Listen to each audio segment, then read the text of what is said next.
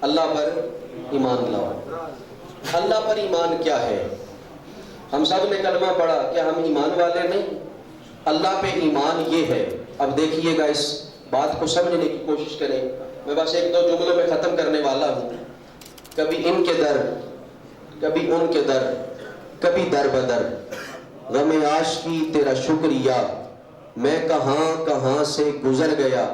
اور اگر مزید سادہ کرنا چاہتے ہیں، ایک سجدہ جسے تو گراں سمجھتا ہے، ہزار سجدوں سے دیتا ہے آدمی کو نجات۔ اور اقبال کی نگاہ میں اگر ایمان باللہ جاننا چاہتے ہیں، ایمان باللہ کیا ہے؟ ایمان اللہ کی ذات پہ یہ ہے، توکل کے یہ معنی ہے کہ خنجر تیز رکھ اپنا، پھر انجام اس کی تیزی کا مقدر کے حوالے کر۔ یہ ایمان ہے، اس کو ایمان کہتے ہیں۔ اور سرکار نے جواب ارشاد فرمایا، فَعَجِبْنَا لَهُ يَسْأَلُهُ وَيُصَدِّقُ قَالَ أَخْبِرْنِي عَنِ الْإِحْسَانِ۔ آقا احسان کے بارے میں بتائیں۔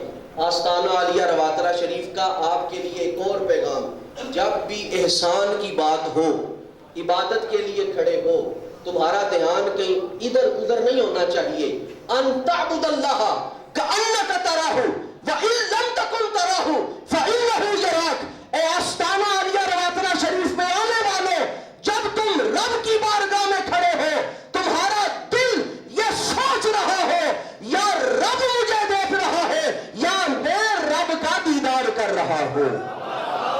اور اس کو نبی پاک نے جو ارشاد فرمایا، ان تعبد اللہ کأنک تراہ، اگر عبادت کرنا چاہتے ہو ایسے کرو جیسے تم دیکھ رہے ہو۔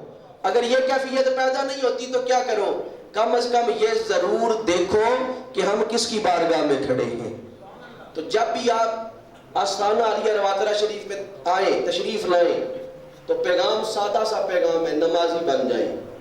پیر صاحب نے کہا تھا کہ بیعت کے حوالے سے بھی بتائیں، بیعت کے حوالے سے بتائیں۔ میں اتنا کہوں گا، جس کا کوئی پیر نہیں ہوتا اس کا پیر پھر شیطان ہی ہوتا ہے۔ اس کو گمراہ کرنا پھر بہت آسان ہو جاتا ہے۔ اور پیر کوئی، آپ یہ نہ سمجھیں کہ ہر پیر پہ ہاتھ پہ بیعت کی جا سکتی ہے۔ معیار آج کل بیعت کرنے کا کیا ہے؟ وہ پیر جو شریعت کا پاسبان ہو، وہ پیر جو طریقت کا پاسبان ہو، وہ پیر جو نبی پاک کے ہر فرمان پہ عمل کرتا ہو، گویا اس کا شعار یہ ہو کہ محمد سے وفا تو لے تو ہم تیرے ہیں، یہ جہاں چیز ہو کیا نہ ہو قلم تیرے ہیں۔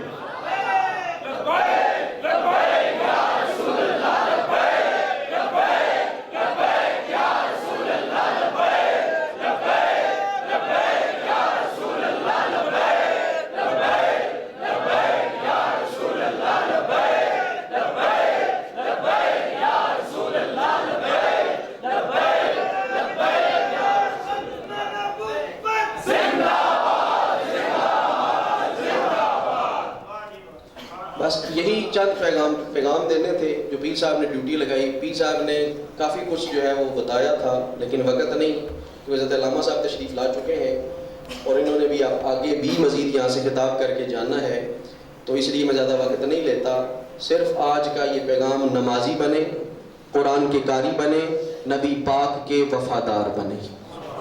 نمازی بنے، قرآن کے قاری بنے، نبی پاک کے